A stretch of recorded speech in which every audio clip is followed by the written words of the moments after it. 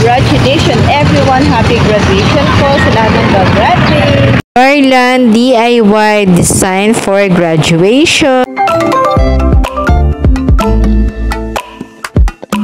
Friendly people, for today's video, ito nga pala yung mga iba't ibang design ng mga garland collection. Meron din akong nakita dito ng mga satin flower bouquet. Meron ditong merong flower bouquet na meron kasamang butterfly.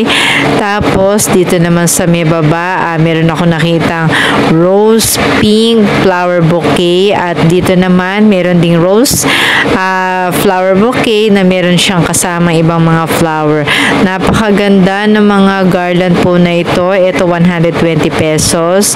Tapos ito naman meron siyang word na graduate 2024. Tapos dito sa side na to, meron pang mga iba't ibang mga choices ka na pwedeng pagpilian na garland. At dito sa may tricycle ni Kuya, meron din ako nakita siyang ibang mga design na mga flower bouquet. Aside from that, gumagawa nga rin pala nung time na to si Kuya nung flower bouquet kung saan may umorder sa kanya na pinalagyan po sa kanya ng money at perfect gift ngayong graduation. And ito yung binili ko para sa baby ko.